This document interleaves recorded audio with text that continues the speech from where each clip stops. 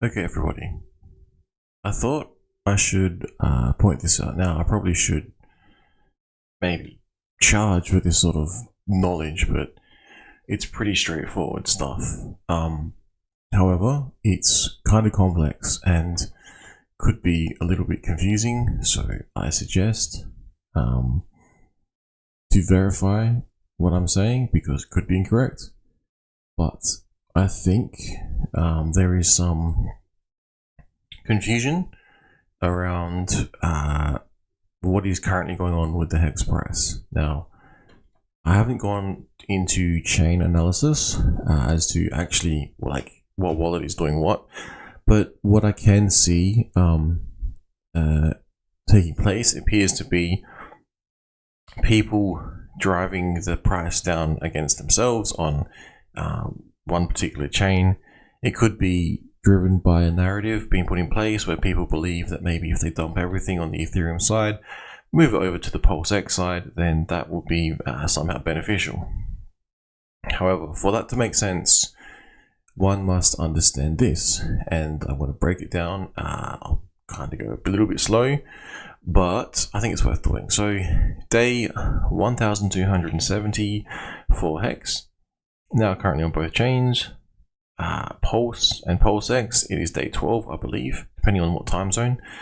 And I'm using day 1270 as, I guess, the grounding factor. And the bridge has been open for 10 days. So, let's have a look.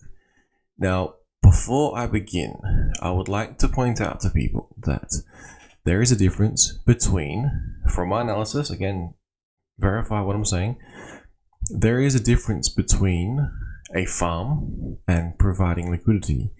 Now that might sound silly, but you can provide liquidity, and if that provision of the liquidity is supported by a particular farm, then you will earn yield in the form of APR, in the form of the incentive token. Now, the price of everything has been coming down lately, and again, it could be due to everyone pushing the price down against themselves in the assumption that they are, somehow doing the right thing, or maybe there's something else bigger at play that I'm not aware of. Either way, we're seeing some, downside. But now we've got that sort of that definition between, farming, earning incentive token on top of liquidity providing, by which you will earn 0.22% of all trades on this pair proportionally to your share of the pool. Similar to Uniswap, I believe, how if you provide liquidity over there, you're not receiving Uniswap token as an incentive. You're actually getting a portion of the fees as per the terms and conditions, which is clearly stated here on PulseX. Now, I'll get into the very boring stuff. Where do I start? I'll start here. So if you can visualize, I could, if I had a document cam, I would show you, but if you could visualize A4 piece of paper divided into, two sides, left and right, 50-50, top and bottom, I don't care. And on one side, we have the notes for Ethereum, HEX. On the other side, we have the notes for PHEX, Pulsechain. Now, in the middle of however you've divided it, you can visually see a bridge, like an actual bridge. Now, the actual bridge will explain to you, will visually show you how you bridge your assets across. Now, I'll pause here on this topic to do with the bridge. I haven't gone through and inspected every single contract address. So what I mean by that is if you drop in an asset from the Ethereum side, that token address, put it into the bridge, what spits out on the Pulsechain side will be a different contract address to the Ethereum side. Now, it's worth noting those two. And it's also worth noting that when you take an asset like from the Pulsechain side and bridge it over to the Ethereum side, the actual Pulsechain asset, that will also have a contract address different to the Ethereum contract address. So I believe it should be broken down into 3 different categories. Category 1 would be the native chain in which it exists. So you would have the Ethereum and you'd have Pulsechain on their native blockchains. Then you would have, I'm not sure which one you'd have first. The ones that would have more value would be the ones that are bridged back and forth. Because, for instance, if you take DAI stable, bridge it over to Pulsechain, it will appear as DAI on Ethereum or something very similar, and that will have a different contract address to DAI on Ethereum. Now, when you bridge that back over, it will appear with that contract address.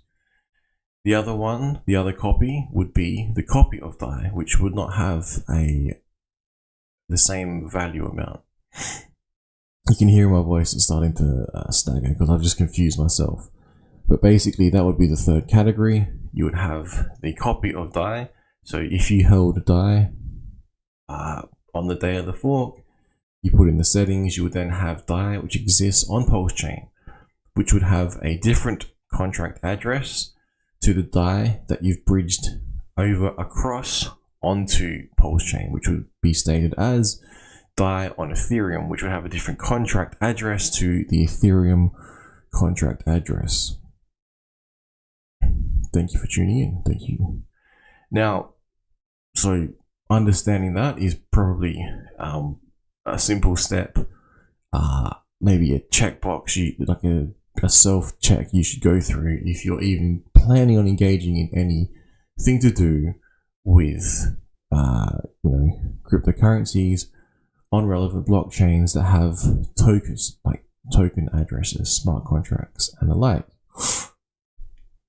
Again, not the point of this video. The point of this video is, once you understand the bridge, once you can visually see the ETH side and the Pulse side, as I just mentioned before, the first thing I thought of was, what can be one thing that you could look at that's different on either chain? Well,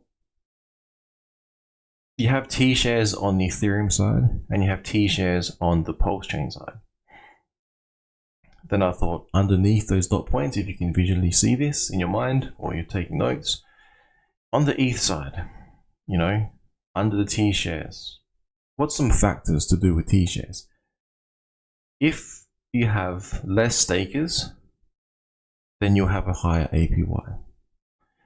If you have more stakers, there'll be less APY. Now that's pretty straightforward, but that's just one factor to consider. And you can then apply this exact same note to the Pulsechain side. The Pulsechain side is, if you have T-shares, now this is if you're familiar with HEX. Now, if you have less stakers, you have a higher APY. If you have more stakers, you have a lower APY. Now, I use the term stake, so people will hopefully understand what it is I'm talking about. Technically, it's burnt on chain. So if you have more people burning on chain, there'll be higher APY. If you have less, it's lower. Okay, so that's straightforward. But just remember that one factor. Moving down the list. On the Ethereum side, what you'll have is one thing that I thought would be relevant to trying to figure out, why and how LPs exist and why the prices might be bound together. What you will see is on the Ethereum side, so you've got your bit of A4 paper, you've got the bridge in the middle, you've got the paper separated 50-50, you've got the note T-shares and what they do, what their basic function is on either chain, the same, right? One side's ETH, one side's Pulse. If you have LPs, so I'm going to analyze LPs just very briefly. Now, with the ETH side, Ethereum side, you have HEX, paired with PHEX, okay? In this example, there could be other examples. Now, remembering, if you're tuning into this and you're new, basically I just would like to point out, maybe you could share this, verify it, check it. If you have PulseX and you have a farm and you're getting incentive token, that is different. That's a farm, right? The farm is also earning you a percentage of fees as stated here. By adding liquidity, you'll earn 0.22% of all trades on this pair. But if it's also offered as a farm, then you'll get incentive token on top of that. That is my understanding. Now, I thought that's somehow this is being missed. Not missed by, like, I'm not hearing this as a talking narrative in across the board. I haven't seen any tweets about this and things like that, you know. So I thought I'll point this out just in case someone else is not aware of that. Now back to my note. So remembering, farming is different to incentive token LP providing. Sorry, farming and receiving the incentive token is different to LP providing. It's the same thing, but one you actually get the incentive token, one the other. You don't, you get the fees only. Now, then you have the bridge, you have the ETH side, you have the Pulse side. T-shares are the same regardless in terms of what they do in regards to HEX on that particular native chain, whether it be ETH or Pulse chain. I was about to call it Ethereum. No. Now, if you have LP on Ethereum, is where I was before, and you have, say you have paired HEX and PHEX for simplicity. I use that term loosely. That would mean if HEX goes up, if that goes up in value, you would be therefore left with more PHEX if you're providing liquidity on the Ethereum side with a pair HEX PHEX. And HEX being the actual HEX on Ethereum. Now, what else does that mean? That also means the opposite is true. If PHEX goes up and you're providing liquidity on Ethereum between those pairs, you have more HEX. Now, this is pretty simple stuff, but I thought I'll go over this slowly. Then, on the other side of not the equation, but other side of the notes. If you have LP and you're on Pulse chain side and you're providing PulseX and HEX as an LP pair, whether that be in a farm or whether that be as LP, but currently the farm has been taken down, so there's no more incentive token for that, but there is fees that you can accrue, earn, mint, I don't know what you want to call it, harvest. By adding liquidity, you earn 0.22% of all trades on this pair, proportionally to your share of the pool. Fees are added to the pool, accrue in real time, and can be claimed by withdrawing your liquidity. So that's, yeah, as per stated on the PulseX website. Now, so it's worth going over here. So if the price of PHEX increases, that means, therefore, you will get more HEX. Again, the opposite is true.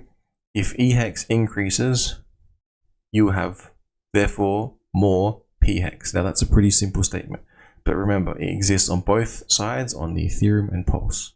Now I'll explain why I'm presenting it like this.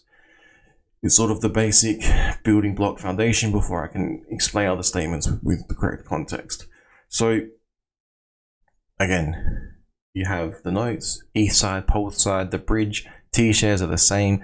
If you're providing liquidity on either the ETH side or the Pulse side, for say HEX, so HEX, PHEX, PHEX, HEX, that is what will basically happen with the LP pair. Now, what is to occur if you sell, say you want to sell HEX, right? So if you're on the Ethereum side and you're considering or looking at analyzing an LP, and you or someone else for that matter sells HEX, what does that mean as a liquidity provider? That would equal more HEX for you as a liquidity provider. The opposite is true. If you're on the Ethereum side, you buy HEX, what does that mean? That means you're holding less HEX in your liquidity position. So whether or not that is you buying it or selling it, it doesn't matter. That is the effect on the system on a decentralized exchange where one is providing liquidity for two different tokens, two different contracts. Now again, the same is for the pulse side. If you're providing, so imagine the A4 bit of paper on the other side, and the pulse chain side, you will then have, you know, as we just mentioned before, if you're providing LP on the pulse side, PHEX, EHEX, if you are to sell PHEX, that equals more PHEX if you are holding in LP. If you're providing LP, you basically have more PHEX. The opposite is true. If you're buying PHEX on the PHEX side, on the pulse chain side, that would equal less PHEX. Again, this doesn't matter if it's you buying, if it's someone else buying, if it's you selling, if it's someone else selling. This is how the LP functions. Now, we'll pause here. The reason I'm trying to break it down in this way is because I'm trying to figure out live on stream against my notes how one might kill one side, whether that be EHEX or pulse chain side of a particular token. And can it be done? Well, I'll get to that.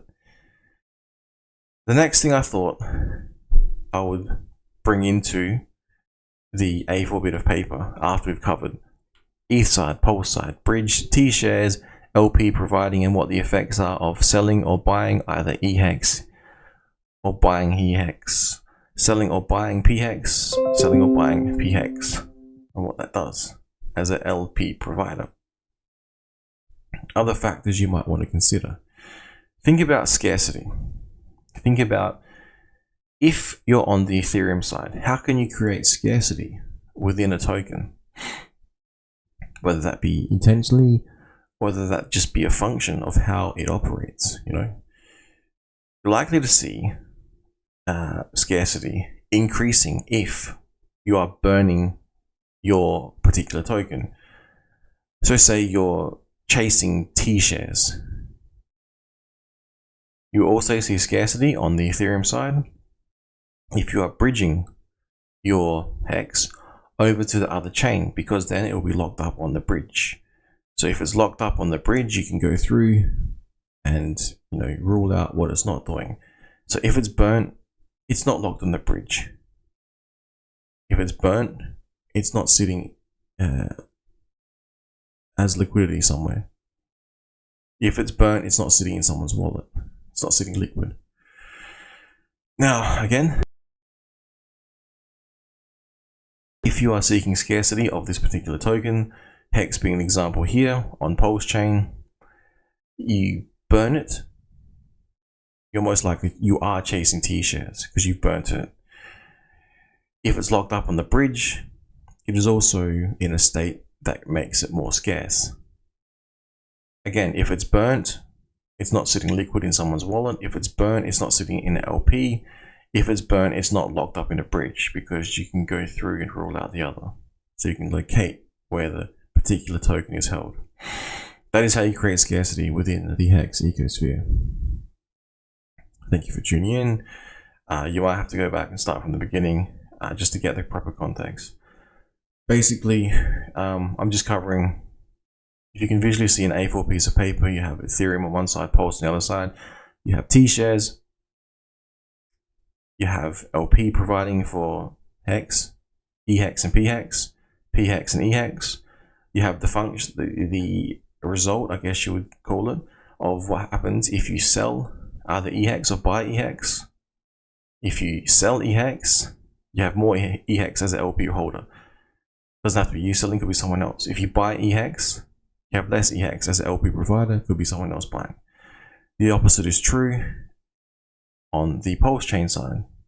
The same is true, but on a different chain. If you sell PHEX, you have more PHEX. If you're an LP provider, you don't have to be the one selling, could be someone else. If you buy PHEX and you're an LP provider, you would have less PHEX.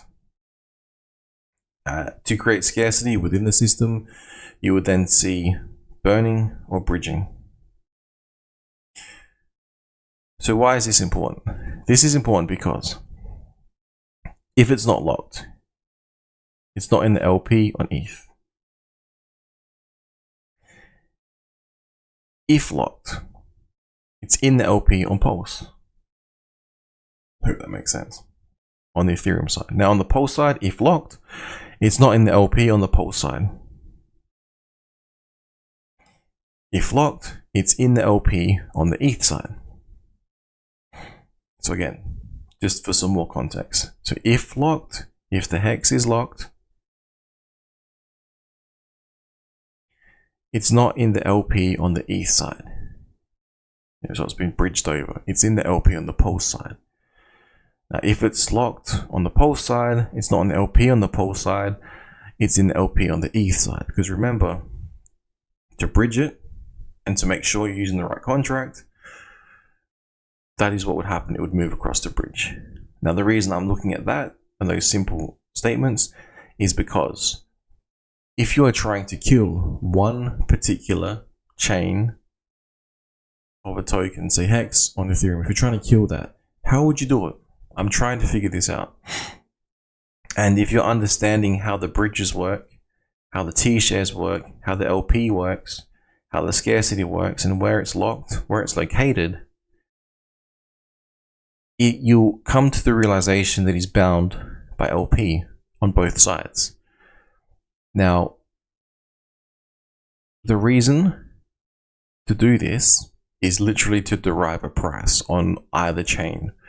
So if you're bound by LP on the Ethereum side, you're bound by LP on the Pulse side, your reason behind this is to derive price on the ETH side, is to derive a price on the Pulse side. So then we go full circle. Say you want to somehow kill the ETH side of HEX. What would you have to do? Well, assuming it's a big assumption, if you're holding LP, you would pull the LP, right? Then no one can buy and sell. So if all LP was pulled, I'm not sure what would happen.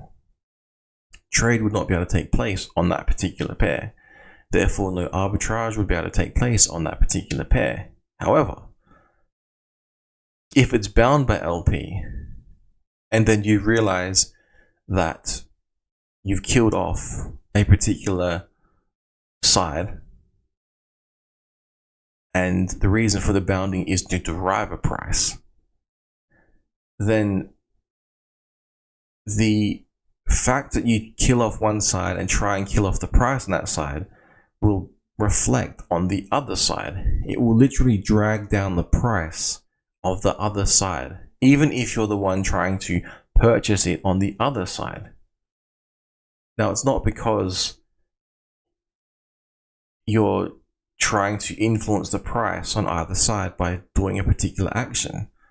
It's the nature of the LPs and how they're provided on ETH, on Pulsechain, with the ARB opportunity, with the being locked, being bound by the LP.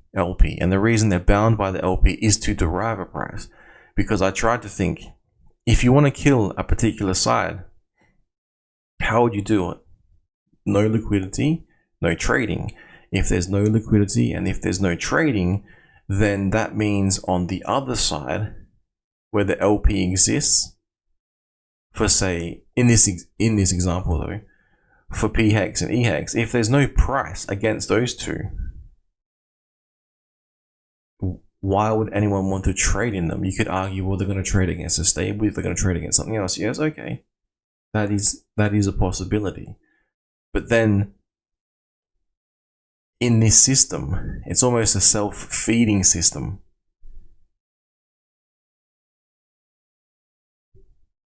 This part I haven't got noted. I haven't got noted the part if you killed off the Ethereum side, somehow you were able to do it. So you sold all of your HEX, and no one else held LP, because if anyone else holds LP and you pushed the price down against yourself, you'll be then holding more of the EHEX, which you could then, someone might burn or someone might bridge. But then the question is, why would they bridge if the price is being pushed down against themselves, because you would do that to chase the arbitrage opportunity. But if you're actively trying to kill the one side, say the Ethereum side, that may not work, because you'd be literally pushing the price down against yourself to then have a lower price on the Pulsechain side, which would be less favorable for your trades against even a stable pair. So that is why I tried my best to try and figure out how one might kill one side or the other. But to the best of my knowledge, it appears to be bound by LP, and the reason is to derive the price. That is the conclusion of this particular analysis. Thank you if you've tuned in. Thank you if you go back and watch this. Point out any errors. Point out reasons why this is incorrect. If anyone else can see a path to being able to kill off one particular side of a pair that exists on both the Ethereum side and both the Pulse side with the LPs in play, please tell me. I would love to hear the argument. But logically, as I've explained, the arbitrage exists because the bridge exists, because HEX exists on two different chains and the system state was copied, because stables have been bridged over into the system, because HEX itself has been bridged over into the system, and vice versa. T-shares exist on both Ethereum and Pulsechain. As stakers decrease, APY increases on both sides. As stakers increase, APY decreases on both sides, but independent of each other. LPs exist on Ethereum side, for example, EHEX and PHEX.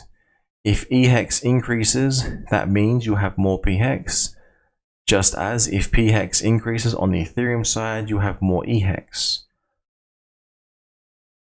To state the same thing on the Pulsechain side, if LPs exist between PHEX and EHEX on Pulsechain side, if PHEX increases in price, you have more EHEX, and if EHEX increases in price, you have more PHEX. Therefore, if you sell on the Ethereum side EHEX, you have more EHEX as an LP provider.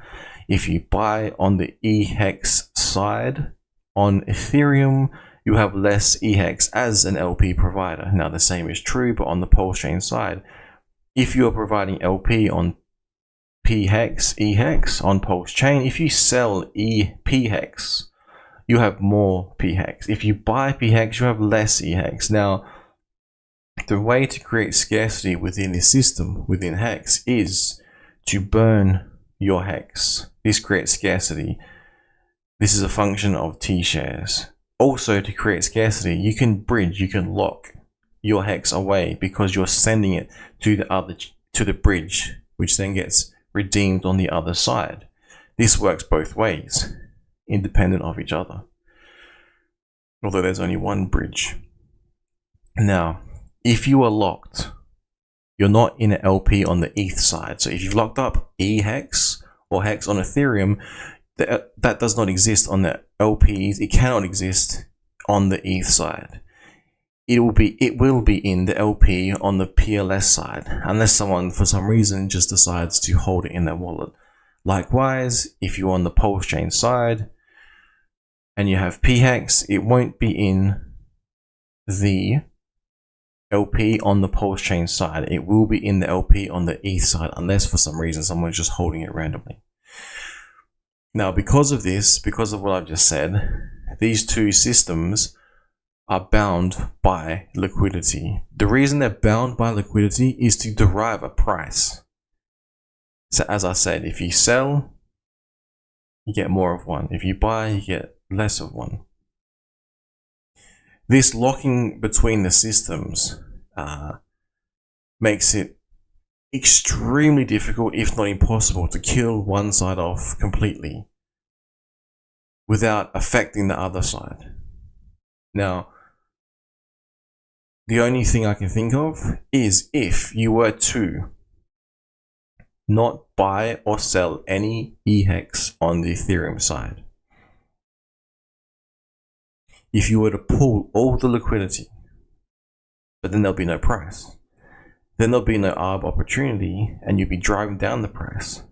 And then if you hold any HEX from stakes that were ending from minting, you would then be holding a worthless token.